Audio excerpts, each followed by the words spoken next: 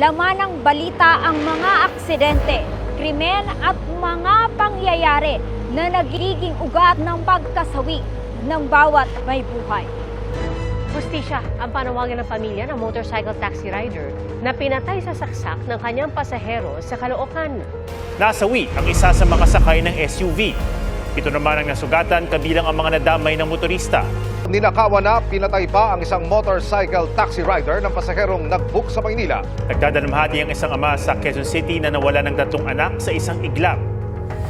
Katulad ng mga pangyayaring ito, masasabi nating ang takbo ng buhay ng isang tao ay maaaring magbago sa loob lamang ng ilang minuto. Ilan lamang ang mga ganitong kaganapan sa kumikitil ng maraming buhay sa loob lamang ng ilang minuto. At napakarami pang pangyayari na pwedeng gamitin ng kaaway para magnakaw at magwasak ng buhay.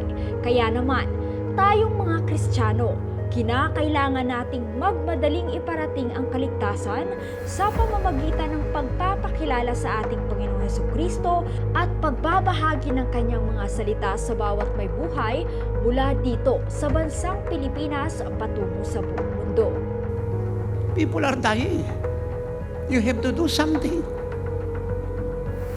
In-identify na yung kanyang sarili sa dying world. Sa mga poor, sa mga nakakulong, sa may sakit, may karamdaman, sa mga agaw buhay, young and old, boys and girls. Jew or not Jew, Gentile or Christian, but to the world. At dapat ganyan po tayo at ang church sa buong mundo. Ngayon, puro na lang tayo nakakabalita, kawawa sila, natabunan ng lupa, namatay, nasunugan, nasagasaan. We must do something.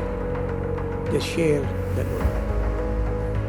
Kahit saan tayo magpunta, let us win the lost. Gamitin po natin lahat ng meron tayo. Kagaya ng Good Samaritan, lahat ginamit pera niya, oil, wine, time, donkey, everything to win the lost. Kung hindi kayo magliliwanag ngayon, ang buong mundo nasa dilim. Sino pa ang iilaw sa kanila? Kung hindi kayo magpa-function bilang asin, nabubulok ang mundo sa kasalanan, sino magpipreserve sa kanila? Souls are dying. The Lord Jesus Christ is coming any moment. What are you doing? Patuloy nating ipahayag na si Jesus ang kanilang tagapagligtas, Panginoon at manggagamot ng kanilang buhay. At patuloy tayong sumuporta sa bawat resources sa pagliligtas mula sa pananalangin, lalo na sa pagkakaloob para dito. Katulad na lamang ng bawat nagaganap na tuloy-tuloy na apostolic mission travel sa ministeryong ito na pinapangunahan ng God's end-time prophet and apostle na si Apostle Renato D. Carillo para maihatid ang salvation unto perfection at apostolic revival sa bawat sulok ng mundo. Dahil kapag si Kristo ay tinanggap mo ng buong puso, secured na ang iyong buhay at kaligtasan. At tandaan, Jesus will be your shield and the shield of your family.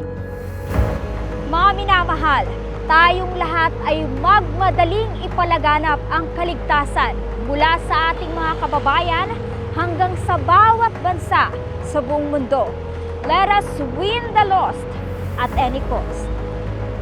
Mula sa bansang Pilipinas patungo sa buong mundo, ito po si Glyza Bariso para sa Victorious News. Walang kinikilingan, walang halong kasinungalingan, pawang kaligtasan lamang.